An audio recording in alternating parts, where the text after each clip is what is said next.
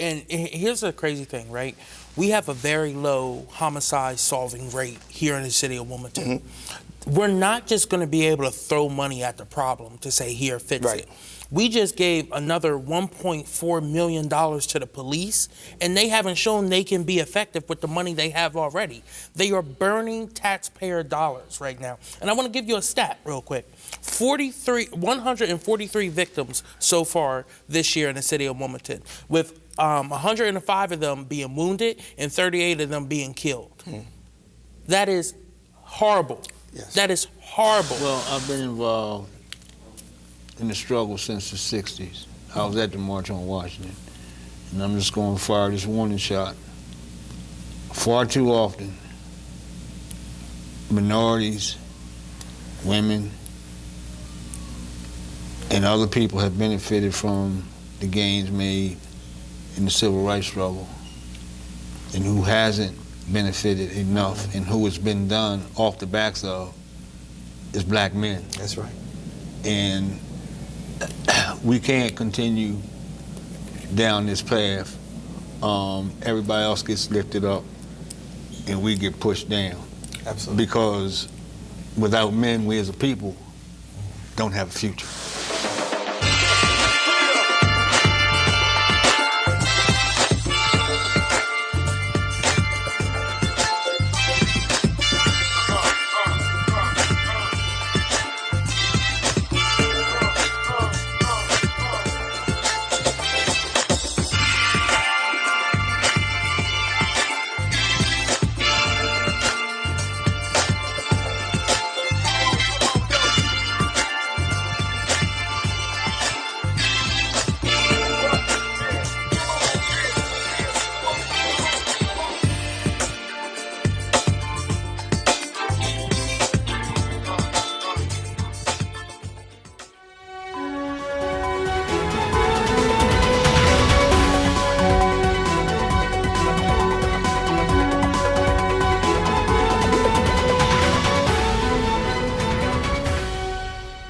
Good evening, this is Dr. Curry. This is Kobe Owens. J Street.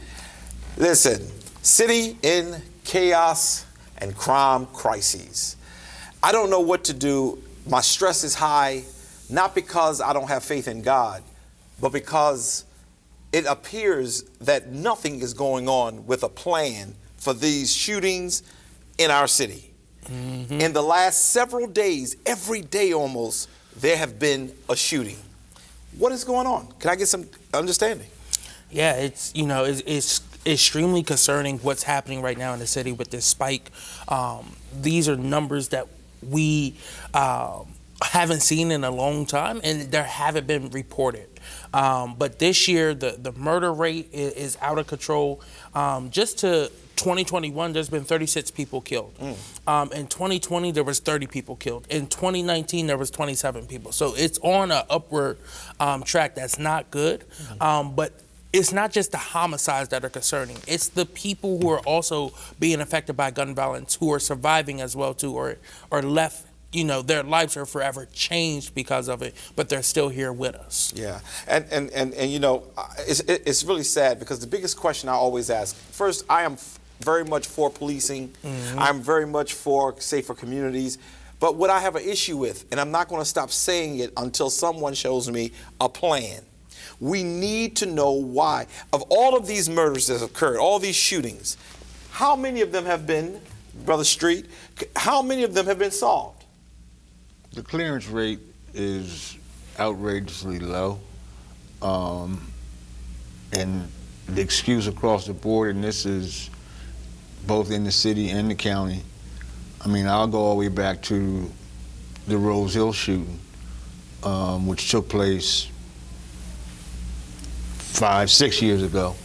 And we still don't know who killed a young man inside Rose Hill Community Center. And the response from the police department is that nobody will talk to us. Well, the street's not talking to you because you're not talking to the street, and you don't have anybody in the street. And then, as I said coming out of the meeting yesterday, apparently witness protection is limited to mafiosa, white-collar crime, and people who don't look like us. Because one of the murders over the last 2 months, the street says it was because somebody was getting ready to go to court and testify. So you've got all these things going on, and here again, a month later, since I was here on the show, nothing from the mayor, nothing from city council. But and the proliferation, the number of shootings and the number of murders just this week, and I guess because we're approaching the holiday season, everybody's on silent night, but they've been on silent night all year.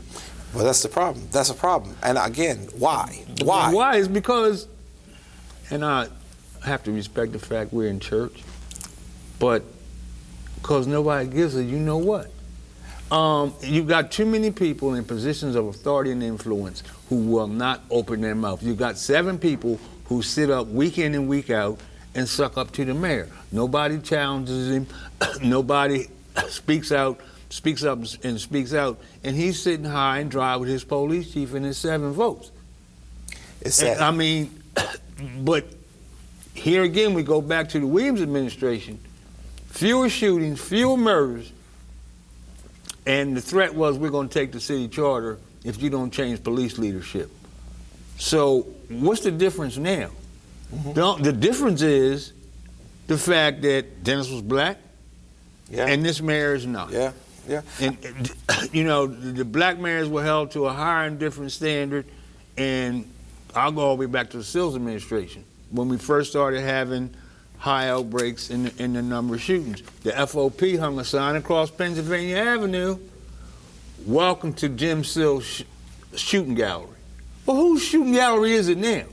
Yeah. But so long as they ain't shooting on the river and cops aren't getting shot, nobody gives a damn. But make the comparison to when the young man shot 3 cops over on Tatnall Street. Oh, we got calls from the president, and the mayor was on talking about the response he got from the president. He called, and there was a whole completely different response. But the young people in the street don't matter. Now, go to the instant matter, which transpired this week. Got shootings on Taylor Street, got shootings on Kirkwood. Both of which are in close proximity to schools. Yeah. Okay, Taylor Street's a block away from Bancroft. Yeah. Nobody cares.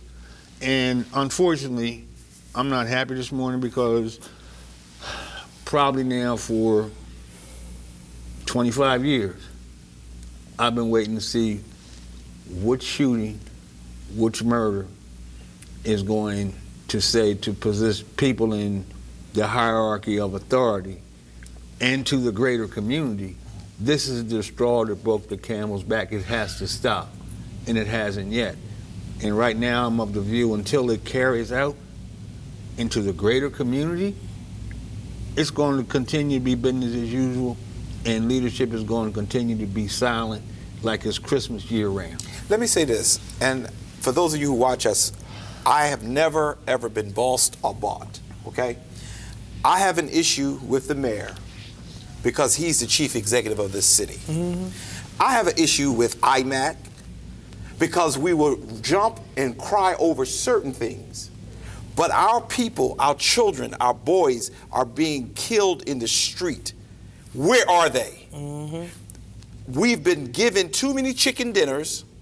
We've been given too many hand things, and their silence is just as sickening as the silence of the 7 votes he got on city council. We have to stop playing. I was ostracized because at the end of the day, I don't go along with the craziness. Where are the ministers at? Since that's the rock of our community. 2 of those kids who were shot this week were members of this church. And I still don't understand, and my fight have been before this occurred. Hours later, we get another one, and thank God that the 2 survived. But yet you have the other young man, he died. You have the one in Hilltop, died. It's just been murder after murder. Where are you? We preach, we talk, we take pictures with the mayor, we take pictures with the county exec, we take pictures with everybody, ministers. I'm a minister, I'm a pastor. Where are you? For those of you who are watching, call your pastor. Ask your pastor, where are you in this crisis that we're under? The city of Wilmington is under siege, and we cannot continue to live like this. We've been bought off too much. It's time for us to stand up and say, you know what? Let's fight for our people. But I would hate for the day to come where it start tapping in areas where our voice will be so dead and silent that we won't be able to do anything. I'm sorry for the outrage, but I'm getting more and more angry because we sit back and we do talk about the elected officials because we elect them to legislate and to do what is right. But then you have those individuals who call themselves a part of the community, who want to always be in front of the cameras, who want to make sure they're at every funeral to make sure they're doing all. And I don't care about what people got to say about me. I've been past that. I'm at a point now where we have to figure out how we're going to solve some of these issues because it is shooting after shooting, and this is just not fair. I'm sorry, I didn't mean to go off on a tangent like that, but it's just sickening. It's sickening, and it starts in the faith community. When are you going to stand up and go to the mayor's office and say, we will not move until you give us a plan? Why don't you do it, Curry? I've been doing it for a while. I'm by myself. I need help from the religious community. I'm sorry, you were going to say something? No, and here's the crazy thing, right? We have a very low homicide solving rate here in the city of Wilmington. Mm-hmm. We're not just going to be able to throw money at the problem to say, here, fix it. We just gave another $1.4 million to the police, and they haven't shown they can be effective with the money they have already. They are burning taxpayer dollars right now. And I want to give you a stat real quick. 143 victims so far this year in the city of Wilmington, with 105 of them being wounded and 38 of them being killed. That is horrible. Yes. That is horrible for the state. For the city of Wilmington and for the state of Delaware. We should all be talking about this right now. It's out of control in the city of Wilmington. When they do want to do things, they are able to get it done like that. Mm-hmm. Those 7 votes come together. Yeah. They're able to change whatever they want. Yeah. But when it comes to gun violence, it's thoughts and prayers. But okay, what else are you going to do? You have these speeches, you have these statements you put out, but what are you actually doing? Right? But it's a little bigger than that. It's bigger than the city. And I'm going to tell you what I said at council Zoom meeting, I guess 3 weeks ago now. We had a situation where next to Dunleaf, Arbor Place, police were surveilling young men in the woods, in the wooded area. And when they pulled off, they got shot at. They fired into the car. They left, and of course police came back, hit a house, and they locked some teenagers up. Well, number one, the article said that the young people, some of the young, they were under surveillance because they had a history of violence. Well, which tells me that they were involved in some kind of shooting. So I'll go back to, well, why were they on the street in the first place? Mm-hmm. Number two, the cops had to leave and retreat. The next day, cops were investigating, county cops again, investigating police break-in, car break-ins, burglaries, whatever. And when they pull up on one car, they got shot at. My point being, now the police ain't safe. If the police ain't safe, nobody's safe. But with a plan, I'm gonna keep saying it. National Guards can be brought in. I'm not telling. I know some people who are part of the active rights movements, because I have disagreements with every area, pretty much. Well, there's no rule say we got to agree on everything. Absolutely, not especially on this show. And when y'all bring the National Guard in, I'm gonna be the first one protesting. But y'all be right behind you. And I'm gonna be, but I'm gonna be in front of them saying, look. But this is what I'm looking for: order. I'm looking for order. If you just said, if by some chance the police is not safe, then we cannot pray our way out of this. We cannot arrest our way out of this. We have to figure out how we get ourselves under control, but it starts with a plan. It starts with a plan. But there's a proliferation of guns on the street. When have you seen somebody locked up for putting a gun in the hands of a juvenile? When's that happen? Okay, and I happened to be in a gun store one day 6 or 7 years ago because I had a little gun that I got and I almost shot myself, so I said, it's jinx, I took it back. I took $100 reduction. No, I just don't want it. But while I'm standing there returning my gun, I looked over at the young man. He got a grocery bag full of guns going out the store. How you buy a grocery bag full of guns? Easily. And you know what I think was being done with those guns. And then former Mayor Baker, when I was arguing with him and we had public disagreements about the shootings, I can hear him screaming now. Guns that were brought legally were used in these shootings. I mean, if we're going to address the problem, we got to address it holistically. The proliferation of guns on the street, the fact that the young people involved, we promised them jobs. We promised them another way of life. Golf Tainer was supposed to bring about 5,000 jobs. Where are they? Yes. Okay, so if you've got young people who haven't done well in school and want to do the right thing, where do you send them? We don't have that answer. But all of that and then you circle right back into the arena in which I played in for 47 years. Our children who are miseducated are misguided and confused. And we're sitting idly by as a community and allowing the school system to continue to destroy our children and destroy our future. And while I provided leadership and we went in and we sued to get additional resources in those schools, as I said yesterday in the meeting Kobe was in, money alone is not going to solve this problem. And one of the primary prerequisite studies has shown for children to succeed in school is that the child has to believe that the person teaching them cares about them as a person. Walk into any of these schools now and ask those kids if the teachers that they're teaching, that are teaching them now, meet that standard, and you'll get an unequivocal no. Let me just, before we go, because we're going to go to a break, but I want to say this. When we go to a break, when we come back, I'm going to get real ugly because I'm going to tell the whole truth. I am one, Brother Kobe as well as Street, who believe in law and order. I am not a Republican. I'm a Democrat. Frank Rizzo taught him that. Yes, he did. Yes, he did. Yes, he did. And while many of us hated him, unfortunately, it worked in some regards. In the city of Philadelphia, it did. But I also believe in appropriate law and order. Now, I am for those of you who are watching and saying, look, we can't do this because you're going to have Street out there in the middle of the street talking about don't do this, don't do that. If you come with a plan, put Street at the table to prepare the plan. Stay in there until we get this plan done. And whatever funds that's needed, look, I'm willing to raise an offering. I want to put some skin in the game. I want our young people, our older people, I want our city to be safe. If it takes the National Guard, sure, they're going to protest. I'm not. Because I want it to be a place of safe haven.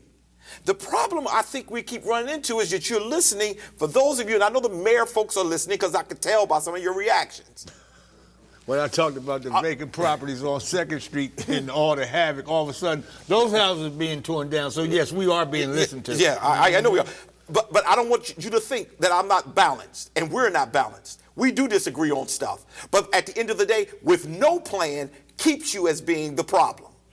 I think the mayor's office has to do better with coming together, pulling people together, not just the yes manies. Pulling people together, saying, how do we solve this problem? And nobody is talking. And honestly, I tend to think that some people are being fed some of this violence that's going on. But the fact is, and I've said it publicly, and I've said it on this show, it's not just the city of Wilmington. They're shooting now in Newark. We got shootings in the county. They're shooting in Dover. We had in the last month, we had a gun found in Dover High School, we had a gun found in Dickinson High School, and we had some kind of serious media threat at Newark High School. But there is a plan. Okay? Not for the city of Wilmington. Yes, there is a plan. The Hope Commission plan, I keep saying, is still relevant. Well, why aren't they coming out? And the mayor and the governor were both yes. on that commission. Pull it out. And the mayor ended up being the president of the Hope Commission, or whatever the title is for the of the board of the board, and it never got funded.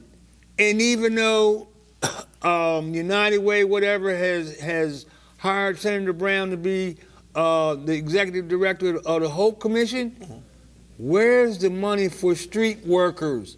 Where's the money? Where's the money for intervention specialists? And we need intervention specialists right now in our schools. Right. Right now, not only in the high school, but also in the middle school.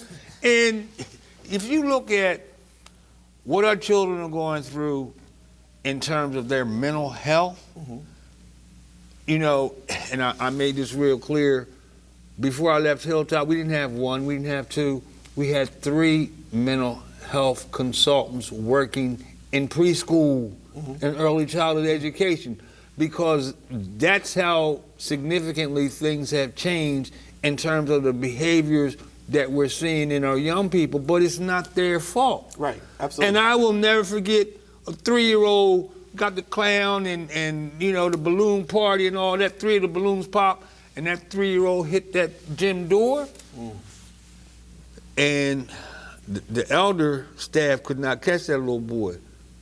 There was a shooting in back of his house the night before. He was out of there. What kind of way is that to happen? Normalizing trauma in our communities. Listen, we're going to let you see some of the, so you'll know exactly what we're talking about right now with the city in chaos and crime crises. You'll see, here's a few of the videos. But before you do that, can I start some mess? Yeah, go ahead. I didn't vote for Joe Biden. I voted against Donald Trump. Oh, okay. And in my thick head, there's a difference. But how can you be the president of the United States from the state of Delaware and talk about police reform and not start with your own home state? And we're going to come back to that. And the same question I have about, you're going to talk about Republicans are going to win on increases in crime all over the country.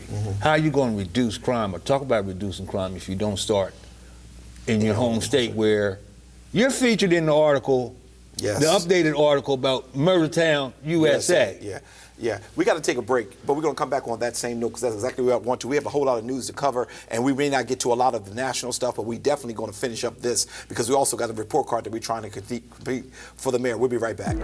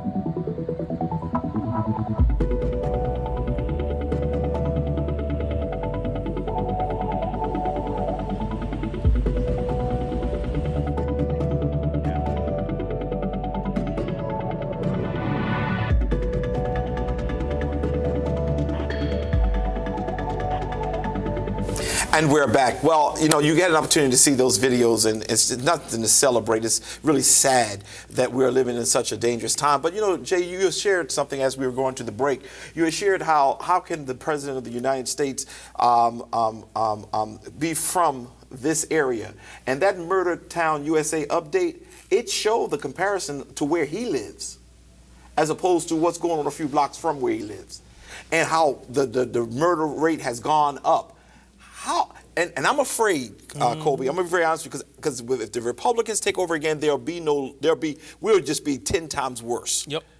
How does he win? How do we keep control? But at the end of the day, what I'm concerned about is if we don't put forth an extended effort to resolve the problems in Delaware's largest city while he's president, or we're doomed when he's no longer president. That's why I think people should be looking at that. Second, Wilmington has a population of 70,000 people. If you're going to fix something, you're going to develop a plan and use it as a model, you start in a smaller area, which is where I think they should start and give their priorities. And there's no excuse. When Newsweek in 2014 declared Wilmington Murder Town, USA, in my opinion, in part, they were picking a fight with the DuPont company to do something about it, to intervene. Well, the DuPont company did something. They left. But this is still the chemical capital of the world. It's still considered to be part of the banking capital of the world. And it's still the place where businesses come and make critical business decisions are made in the Delaware Chancery Court. And if we don't take advantage of and make some demands about this being a priority for him, and that pressure needs to be put on the congressional delegation, then once he's no longer president, I think we're doomed. Yeah. And that's why I'm saying that should be done. And here again, you got the most strenuous or significant policeman's Bill of Rights in this state that adversely affects residents. And here again, if you're going to talk about police reform, and that's going to be one of your primary initiatives as president, why don't you start at home? Okay, and why aren't we saying he needs to start at home? And so when we had the rally around the shooting by county police of Lyman Motors, and we had that in Rodney Square, that's why I screamed, Mr. President. And I'm gonna keep on screaming it, but I shouldn't be the only one screaming it. I agree. You'll say something cool? Yeah, no, it's just sad. You know, we're watching this spin out of control, and you asked, how do we retain control? Well, we're seeing it in the House, right? The House is passing legislation. Things are failing in the Senate. Biden's not putting enough pressure on the senators to get the job done over there. And they come up with every excuse in the book for why they should not pass legislation. But we've talked about it on this show, from police and reform, union worker rights, from women's rights to everything, voting rights. It's all being held up in the Senate right now. So what else can he do? He can put pressures on the Democratic governors and the Democratic state legislators to get the job done in states. And where does he have the most say? The entire United States of America is right here in his home state. In his home state. And I know I'm going to get in trouble for saying this, but all the people who are in elected officials, elected positions, mayor of the city of Wilmington, that's a part of the Biden group. Executive county exec, which is a friend of mine, but still, he's a part of Biden's group. The governor is a part of. This is all a part of Biden's group. Why can't we get this right? It is open, blatant racism. Why do I say that? Because when we had a black mayor, many people said we got to get rid of him because our crime is rising. We're not doing anything. Now we got a pretty riverfront. We have a beautiful. I was going to the bank downtown, and as I was getting out of my car, one of the guys, the safety guys, said, "How are you today, sir?" I said, "Fine." I didn't even have to clutch my money bag because I felt safe downtown. When I drove back into South Bridge, I had to look around to make sure nothing was out in front of me. This is wrong. And you talked about where are the safety folks. They're downtown. They're at the riverfront. But they're not in our communities. Unsafe. Well, I mean, downtown is probably one of the safest places to be in a city because you have the mayor and the chief of police dedicated half the police force to downtown. You have downtown visions, and you have the private security force of Bacini Paulin also walking up and down the street. So, I mean, it's like a safe haven down there, but the rest of the city's struggling. Where people actually live are struggling. But the places and the preponderance of where shootings are have not changed over the last 20, 30 years. Right.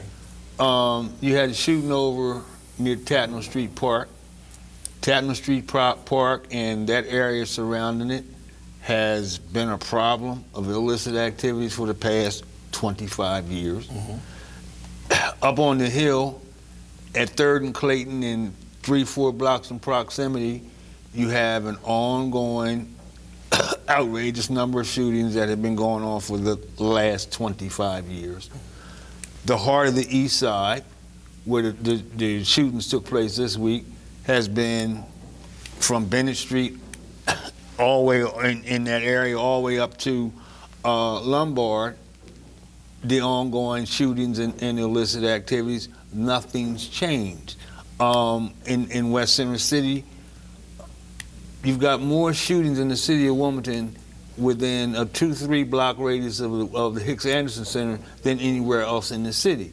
So much so to the extent that Hicks Anderson Center is 3 blocks away from Hilltop Lutheran Neighborhood Center. Okay? But when I was director, I would not let my kids go swimming at Hicks Anderson Center. I spent money to bring them over here to Eden Park on the bus because what I said to staff was, you're going to take 80 kids down there swimming. If they start spraying, how you going to get them back? And as far as I'm concerned, it wasn't safe, it's not safe, but it's inexcusable. The only city-owned community center is one of the most unsafe places in this city. Yeah, we can start a sermon on that, and y'all will be here for another hour, because every time you do find people who are trying to do things, they just this administration is really interesting. We trying our best to move forward with a lot of other news for those of you who are listening, and we still got to do the mayor's report card, and we also got to get to our Kobe's Corner. But before we go to our break, we want to just tap on a few things, and you're going to see some videos. But first, the investigation of what happened at the Michigan High School, finding out that the father had just purchased a gun. Yep. And the boy is not talking. They told him not to talk, so they're going to probably charge the parents at this point. I'm not sure. Do you have any information on that? Well, but and then if you look at news feed this morning, the day of the shooting, the parents had a meeting with the principal in the school a couple hours before the shooting, and for whatever reason, there was some kind of behavior issue, they let the child stay in school. So I think there's going to be more to come out, and it's not going to be good. Yeah. Well, they flagged the kid, and one of his teachers flagged him as a person of concern, and that's why they were in that meeting. There was a community meeting with the school the night before where parents stood up and thanked Donald Trump for the right to bear arms. And then, you have the father goes out, buys this gun. The kid's making all these social media posts. They had a detailed journal, detailed records on his phone about how he wanted to kill people. Got his father's gun that was not secured, came into school, killed 4 people, injured 7 others.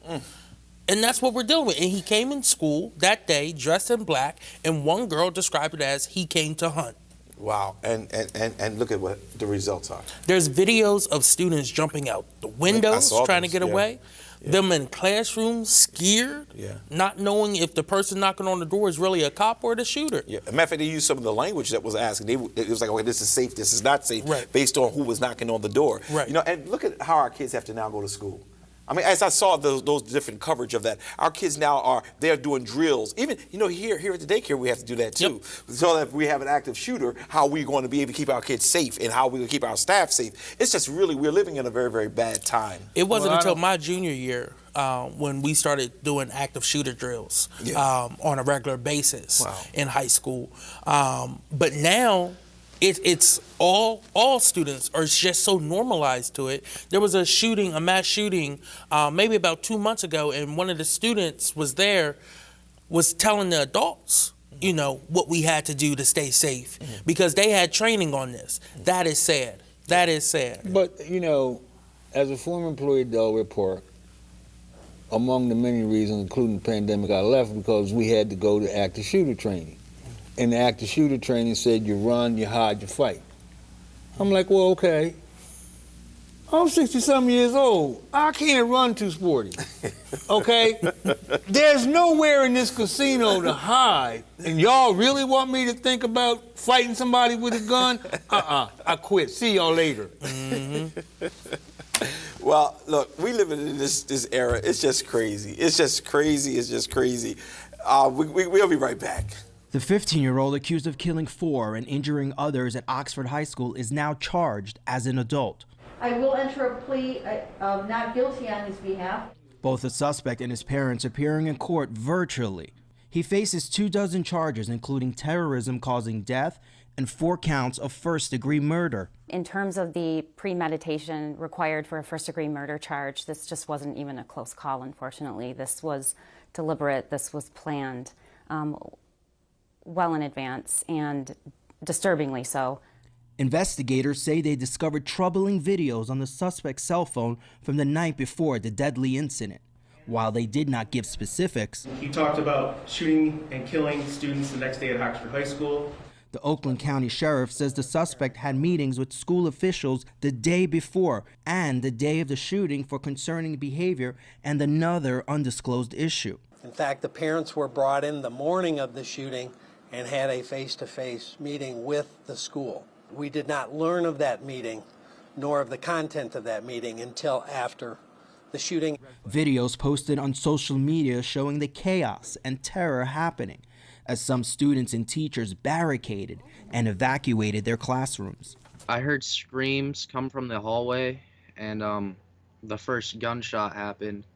And my teacher, he walked into the classroom, he locked the door, he told us to call 911.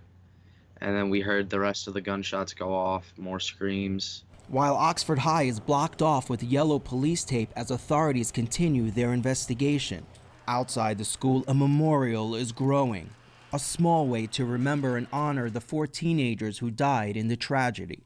Among them, Hannah St. Juliana, who played basketball. The 14-year-old was set to make her high school debut in the sport she loved Tuesday night. 17-year-old Madison Baldwin was in her senior year and already accepted to several colleges, according to her family. Justin Schilling was 17 years old and the co-captain of the bowling team. He passed away at a local hospital Wednesday morning. And Tate Meir, a star football player at Oxford High, he too was 17. He was smart. He could play well. He was really good at football, and he's really good at wrestling. And me and him used to joke around. Me and him used to play, and he used to have like this cool smile. Javon Pittman, emotional, describing the loss of his classmates. I can't see Justin. I can't see 2 of my closest friends. Jay was like a brother to me, and Justin was.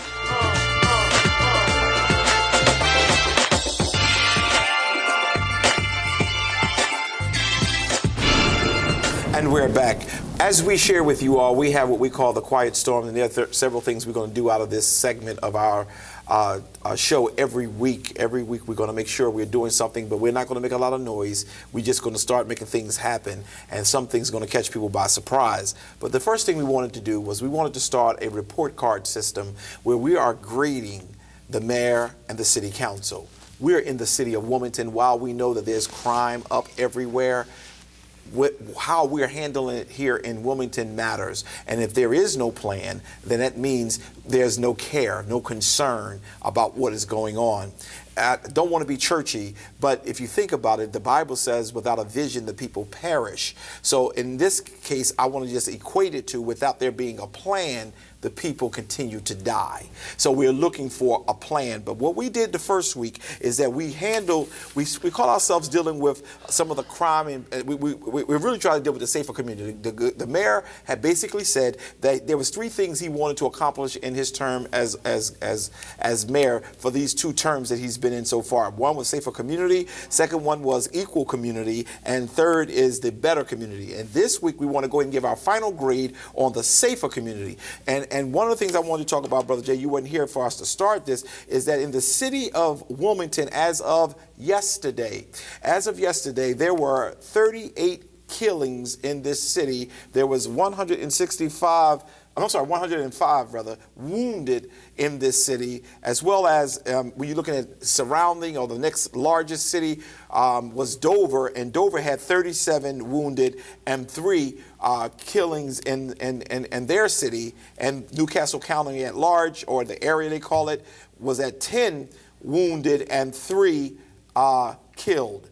While I am concerned about the state at large, I'm really concerned about the largest city in the state of Delaware. And I just don't understand why the mayor has said that we will have a safer community and everything is spiking, triple in some cases. Do you all have anything to share about it? Well, I think all these jurisdictions, if you go and give a report card, they all get F. Okay. And the fact of the matter is, cliches older than I am, you're familiar with it. Those who fail to plan to fail. Mm-hmm. And there's no excuse for any of these jurisdictions to have this level of violent crime. By the same token, I play hard, but I play fair. It's not solely the mayor's fault. We're at a point now where there's help needed. Mm-hmm. And this is a state issue. And, you know, when Dennis was the mayor, the governor, attorney general, both tried to intervene, Bogart, and be a part of, and I think everybody has a responsibility here. It should be all hands on deck and not business as usual not being accepted. And, you know, when I made the proposal for the intervention specialist was not acceptable to the city. Former county executive Tom Gordon implemented the program, and to a certain extent, Executive Myers has continued it, but it's never been put together as it was supposed to be, and as the way we worked when I was a youth worker. And the fact of the matter is, you've got to have interventionists, street workers, and community people working in collaboration with the police department, and they have to have a relationship, and they have to trust each other. And what happened, the reason things are not working the way I wanted them to work in the county is because there was a failure to communicate. They weren't sharing information. So if you got people in the street who have information and you had a police agency that has information, if they're not sharing that information, it's destined for failure. And the other is, in my opinion, you know, you got everybody sitting around the table as old as me. The youngest person playing heavily in the arena is Kobe. But who's impacted the most are the younger people. We're not even letting them talk to us, let alone sit around the table. And if you've got a certain element of the population that is having all the problems or creating all the problems, how can you ignore them as you try to go into a process of solving the problem? It just doesn't make sense. And I sit here today in whatever capacity, having been in public service now, I just finished my 47th year, and I would not have sat in any of those positions if Hicks Anderson, Harry Gardner, and others hadn't come into Wilmington High School in the 60s and started training us then. Y'all want community center, y'all want this and you want that. What are you going to do for the community? We had to have community service projects. There's a track club now that Art Magic runs that started in the 60s with the star athletes. But we're not focusing that way. And, you know, Kobe and I were in the school yesterday, and young people are crying out for relief. They're crying out for help, but they're also standing up and speaking out. But there's limited support, and I'm quite sure the school we were in yesterday is not the only school where the students, our children, are encountering the kind of difficulties that they're encountering. Yeah, let me just say several things you said, and then I'm going to run over to you, Colby. First, I disagree with you. You said it's not all the mayor's fault. It is, because he's in charge.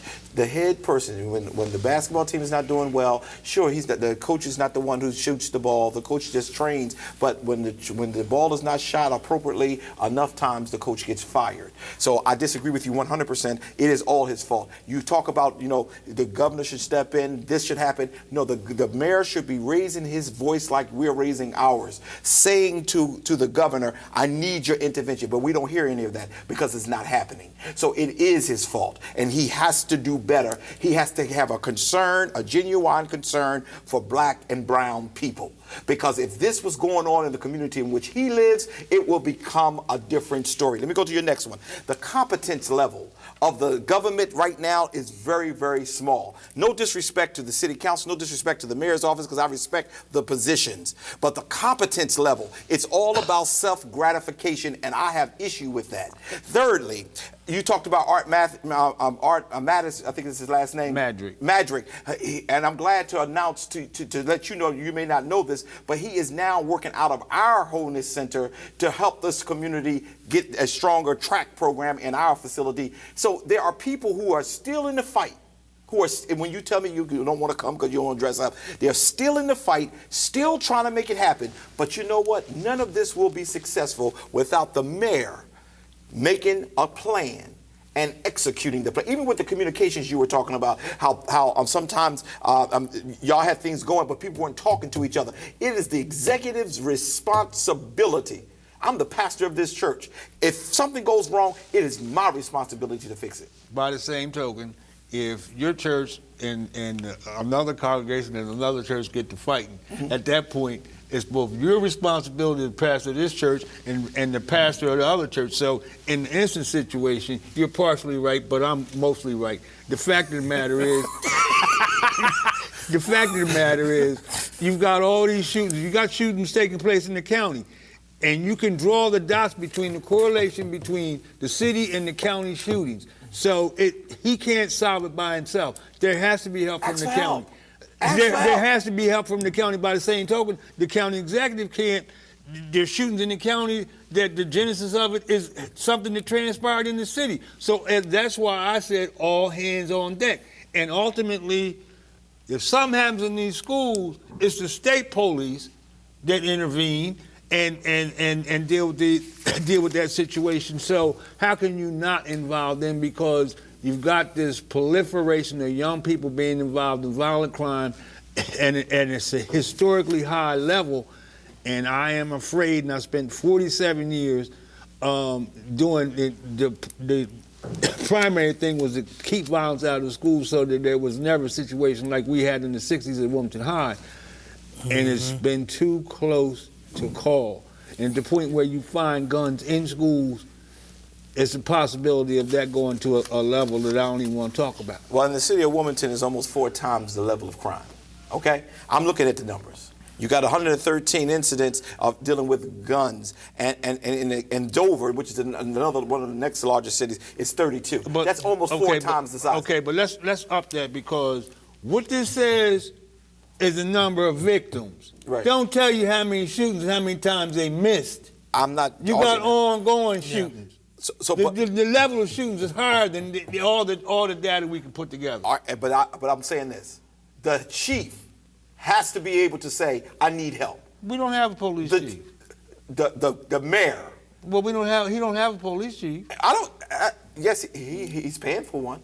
Oh, but where is he? Top dollar. Where is he? Top dollar. Where is Making more than most places. When last time you seen him? I haven't seen him in a minute. In 2017, when they broke the record, every time there was a shooting, there he was, picture of him in the paper. Where's he at now? Okay. But in 2018, when, it was the lowest in the last 5 years. And he went down there and let Trump pat him on the back. Right. Trump patted him on the back. They had pictures everywhere. 2019, 2020, 2021's been out of control. Where? 2019, 2020, 21. Playing hide and go seek. Yeah. I agree. Right now, you look at it, and you talked about the county, right? So the county, it's 11 times more likely you're dealing with a shooting incident in the city of Wilmington than the rest of Newcastle County. That's alarming. 3.6 times more likely you're dealing with a shooting in the city of Wilmington than in the city of Dover. Now, I know you made the joke about, it's the coach's fault, right? Well, this coach's contract expires on September 10th, 2024. Now, it's on the community if we're going to say, let's re-up it, or are we going to move different? Oh, it's right? It's going to be a different day. I'm sorry to cut you off, Brother Kobe, because it's going to be a different day. I mean, it's going to be a different day. But I just hope. But on what bothers me the most, I'm not going to say the most, but just as much as anything else is the clearance rate. How do you have all these murders and nobody locked up? That's why I got upset. How do you have people who are glued to social media, don't see it coming, and after it happens, nobody's arrested? What are you following? I don't understand. But community leadership too, okay? And that's why I keep bringing it up. Where is the community leadership? And that, so many have been bought. And paid for. And delivered. And they are giving them, and that's why I got angry with IMAC, for example. And I don't care, don't call me. I don't care what they have to, where are you? Your voice should be loud now. I'll give Pastor D credit. Because while people have criticized the man, and I've not always agreed with him, his heart, I felt, was always to try to help. But the problem is, all too often, we criticize one, who can control this one? Who can control that one? And they sick people on people, and they get their control and keep their seven. I'm just disgusted with it. But we got to give out grade. You have anything else to say before I ask for grades? No, I have nothing else to add. Well, look, I got to ask you, because in the area of safer community, in the last 6.5 years, the mayor have been the mayor of this city. Do you feel that he has delivered on his safer community? F minus, F minus, F minus, F minus, F, F, F. Okay, let's leave it there. Do you feel that the mayor in the last 6.5 years have delivered on his safer community agenda? Absolutely not. And I certainly say that he has not. And that's our first. And as you will see on the screen, we are given a pass or fail, and there is a failure as it relates to the first one. We have two more. We'll be right back.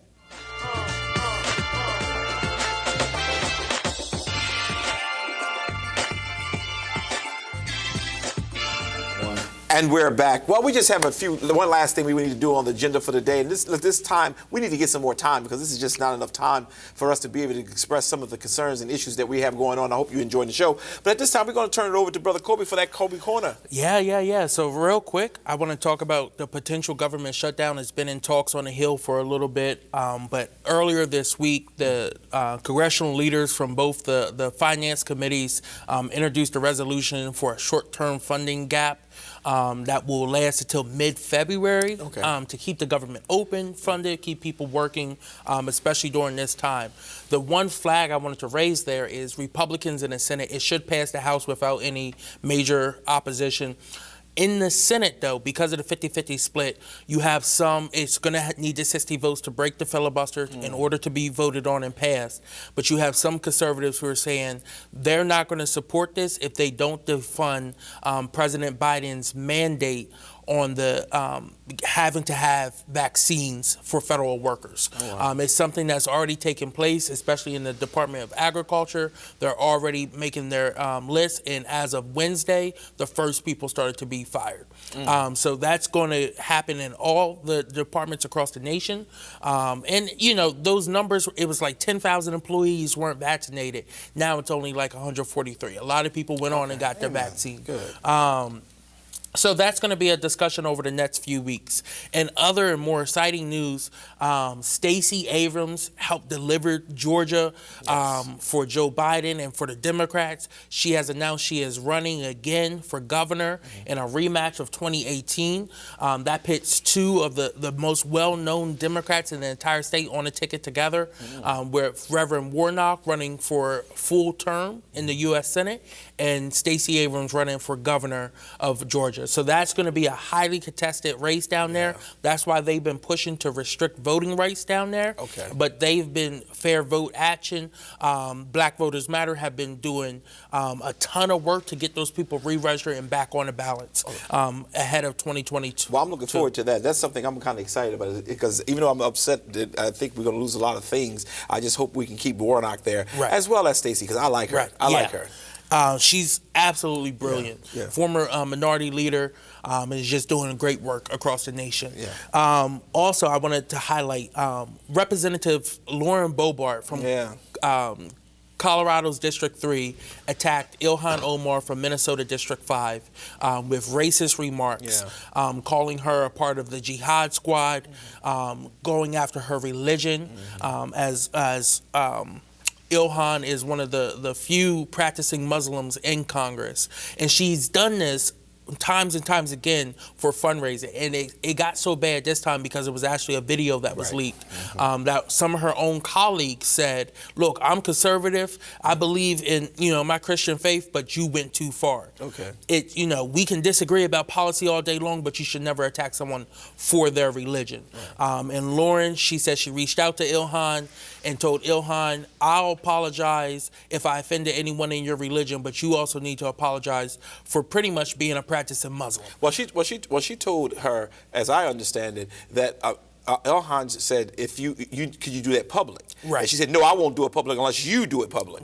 So she tried to do that little kindergarten stuff. Let's be clear. So she is trying to fundraise now off of that as well too. That she's now going and standing up to Ilhan, and this all started over an incident what Boebert made up. There's video showing that Ilhan was not on the elevator with her when this incident happened, but she said a Capitol Police officer came over to the elevator and stopped them, and her and her staffer looked over at Ilhan and said, oh, well, she doesn't have a book bag on her, so we're safe. That is the type of racism and xenophobia that we don't want to see in Congress, that has been has become natural among the GOP.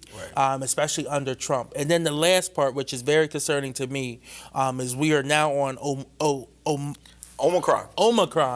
Sorry, I almost said Omarion. The new variant of the Delta of COVID-19.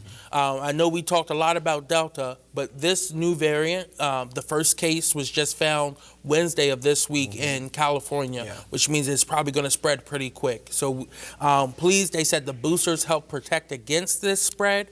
It's the holiday time. You want to spend time with friends and family. Make sure you get your booster. But that's all I have in my corner. Again, stay safe, stay healthy, and please get the booster or get vaccinated if you haven't already. Yeah, and matter of fact, my wife and I are going to get our booster just because now that they say they're encouraging everyone to get it. And our daughter got her vaccination, her first one, she get her second shot. So I just believe that it's been working. Well, this has been an interesting show. It's been a very, very lively one, Brother Street. Is there anything you want to add in the next 30 seconds? Well, I've been involved in the struggle since the 60s. I was at the March on Washington. And I'm just going to fire this warning shot. Far too often, minorities, women, and other people have benefited from the gains made in the civil rights struggle.